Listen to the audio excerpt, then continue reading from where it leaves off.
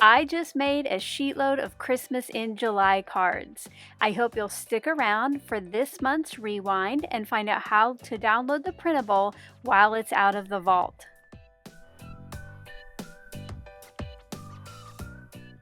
Hello crafty friends, my name's Alicia, but you can call me Crafty Al. And welcome, or perhaps welcome back to my channel. I'm so glad that you're here today. Each month on the 25th, I get together with some of my creative team members for a little sheetload rewind. This is when we revisit a past sheetload of cards, sometimes updating it, sometimes just making a new set. This month, we are rewinding back to July of 2023. This edition is currently in the vault, so if you're not a channel member and don't yet have this printable, make sure to stick around to find out how you can download it for free while it's available publicly.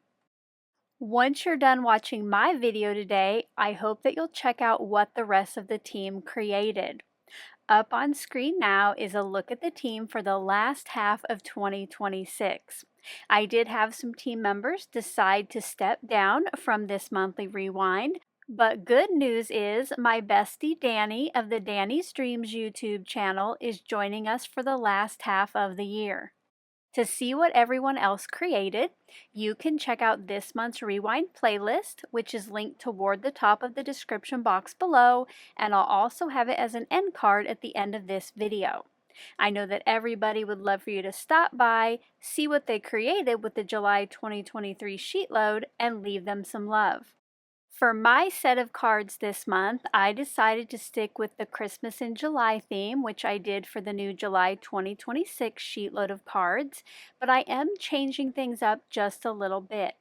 Instead of using two different pattern papers to yield 12 cards, I'm going to use a single piece and make 6. Also on the front, instead of having the two different patterns, if you did use one sheet, you could always use the front and back, but I decided to cut mine so that the scene or the pattern flowed across all 3 of the pattern papers. This did change up how I cut my pattern paper. Instead of cutting the piece A's, B's, and C's separately, I would cut A, B, C, and then I made sure to keep those 3 pieces together for the final cards. And speaking of final cards, I'm going to show you how I put the pattern papers on the front of the bases. The first thing I do is lay out the pieces so the pattern flows. And then I'm going to adhere the outside pieces first with a 1/8 inch border all the way around those outer edges. Then for that final piece in the middle, I'm going to center it left and right between the left and right pattern paper pieces, and then try to keep the same height as those 2 as well.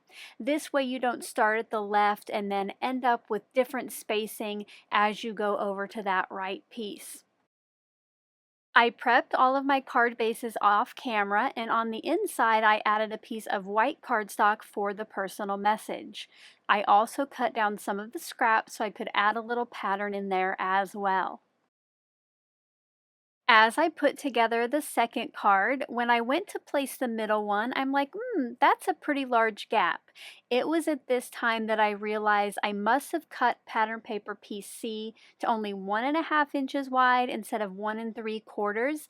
And you know what? No big deal. I'm not going to send more than one of these to a single address, so this one just has a little extra space between the pattern papers. I do realize that I'm not going over today's cards step by step. If you do want a more in-depth process video, make sure to check out the original one from 2023. I will have the original debut video as well as that original process video linked in the description box below. As I always say, SheetLoad is a great jumping off point for you to make the card your own.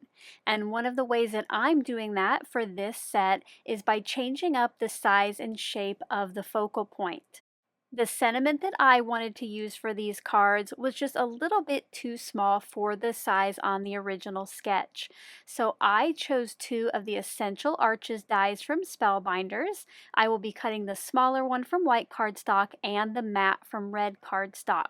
And although this is different from that original sketch, I am still going to add a strip of pattern paper onto it. Instead of it being at the bottom, it will be at the left side of each of the smaller arches. And just like on the sketch, I place it about 1/8 of an inch away from the edge of the cardstock. I did end up cutting these strips just slightly taller than I needed for these, just so I made sure it filled the entire space from top to bottom, and later off camera I just trimmed off the excess.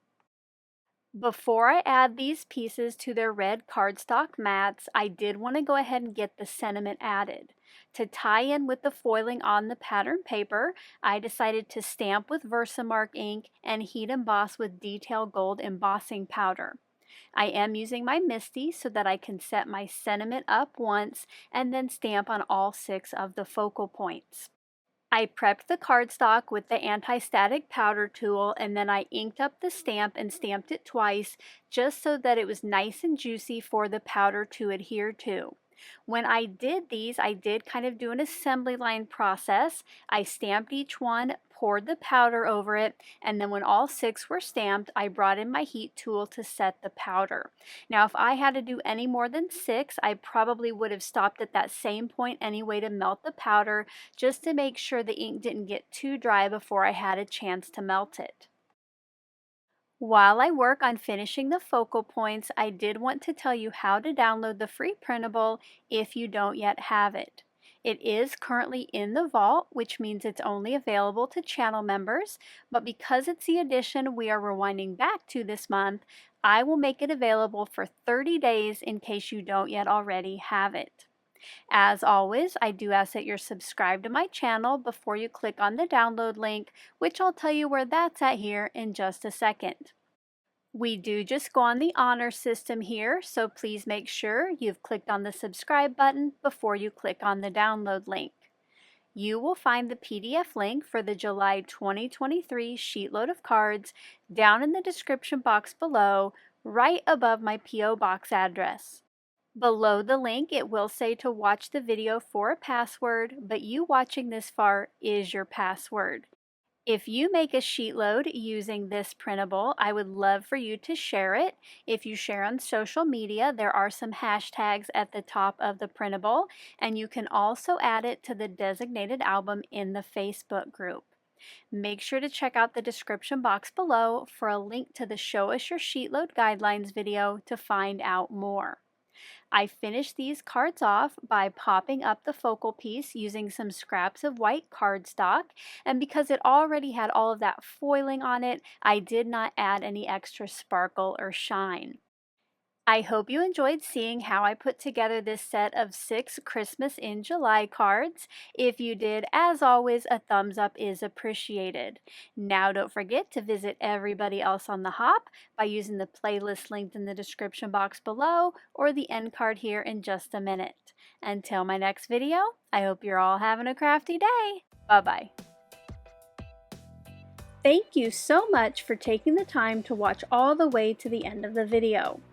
I hope now you'll consider clicking on one of the videos or playlists I have linked above. And if you are interested in any of the products or tools I used in today's video, I do have some links in the description box below.